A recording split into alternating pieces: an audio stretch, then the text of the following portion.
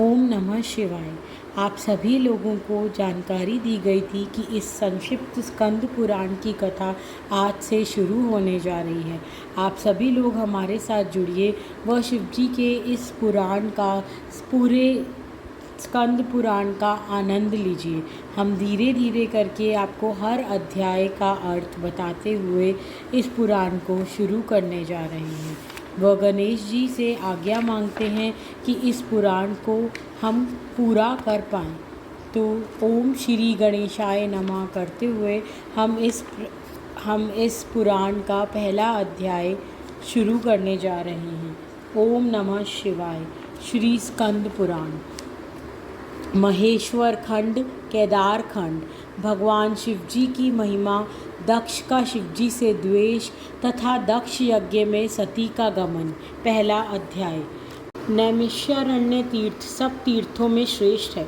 वहाँ शौनक आदि तपस्वी एक यज्ञ का अनुष्ठान कर रहे थे। एक दिन महातपस्वी लोमेश मुनि वहाँ पधारे। वह सभी ने उनसे शिव धर्म सुनने की प्रार्थना की। लोमेश जी के अनुसार 18 पुराणों में शिवजी की महिमा का वर्णन किया गया है।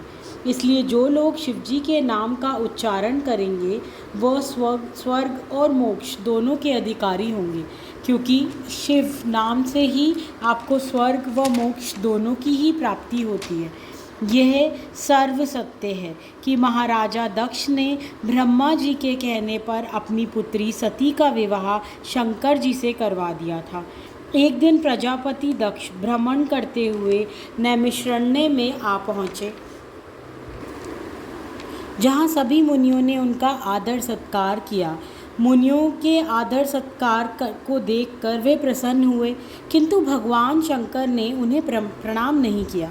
फलस्वरूप प्रजापति दक्ष ने शंकर जी को कटु वचन कहने प्रारंभ कर दिए। वह शिवजी को श्राप देते हुए सभी यज्ञों से बहिष्कृत कर बैठे। दक्ष की इस कठोरता को देखते हुए नंदी महाराज को बहुत क्रोध आ गया। नंदी जी को शांत करते हुए शिवजी ने कहा, नंदी, तुम्हें ब्राह्मणों के प्रति क्रोध नहीं करना चाहिए। मैं ही यज्ञ हूँ, मैं ही यज्ञ करने वाला यजमान, संपूर्ण यज्ञांग भी मैं ही हूँ। मुझे कोई श्राप देकर यज्ञ से बहिष्कृत नहीं कर सकता। नंदी जी समझ गए। वह उसके पश्चात राजा दक्ष भी क्रोध में आकर वहाँ से चले गए। हर किसी से शिवजी की निंदा करने लगे। वह कुछ समय पश्चात महाराजा दक्ष ने एक महान यज्ञ का आयोजन किया। इस महान यज्ञ में सभी ऋषि मुनियों, देवी देवताओं, गंधर्व, किन्नरों, देवराज इंद्र, चंद्रमा, ब्रह्मा जी, विष्णु जी सभी को बुलाया गया, किंतु हमारे प्रिय शिवजी को न्योता नहीं दिया गया। यह यज्ञ कनखल तीर्थ में आरंभ हुआ।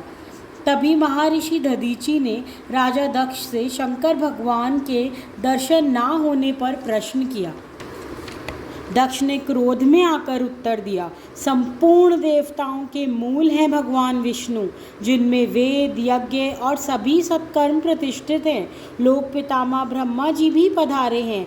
आप सब मिलकर मेरे इस महान यज्ञ को सफल बनाएं। कोई भी यज्ञ भगवान शंकर के बिना अधूरा है। वह यज्ञ में महान विघ्न होने वाला है। यह कहकर महर्षि दधीचि अपने आश्रम को चले गए। वह उस यज्ञ में सम्मिलित नहीं हुए। इसी तरह यज्ञ प्रारंभ हुआ। उसी समय माता सती ने रोहिणी को चंद्रमा के साथ कहीं जाते हुए देखा। तब माता ने अपनी सखी विद्या से कहा, जाकर पूछ कि चंद्रमा कहाँ पधार रहे हैं। तब विद्या ने माता सती को उनके आ जाने का कारण बताया। माता आश्चर्यचकित हो गई। वह सोचने लगी, क्या कारण है कि पिताजी ने मुझे नहीं बुलाया? वे क्या मेरी माता भी मुझे भूल गई हैं? यह सोचते हुए माता शंकर जी के पास जा पहुँची। माता सती ने पिता के घर हो रहे यज्ञ की जानकारी शिवजी को दी। वह उन्हें अपने साथ चलने को कहा, लेकिन शंकर जी ने बोला कि जो लोग तुम्हारे पिता के लिए अनिवार्य हैं, वह पहले से ही उस यज्ञ में पहुंच चुके हैं। वह दूसरों के घर बिना निमंत्रण जाना कष्टदायक अपमान हो सकता है। इस पर माता ने क्रोध में आकर कहा, मैं इस दुराचारी पिता के यज्ञ मंडप में जाती हूँ। वह मैं जानना चाहती हूँ कि उनके मन में आपके प्रति दुर्भाव क्यों है। मुझे आज्ञा दें प्रभु, मुझे वहाँ जाने की आज्ञा दें। सती माता के इस प्रकार बार बार शिवजी से अनुरोध करने पर भगवान शंकर ने उन्हें वहाँ 60,000 रुद्रगणों के साथ जाने की आज्ञा दी।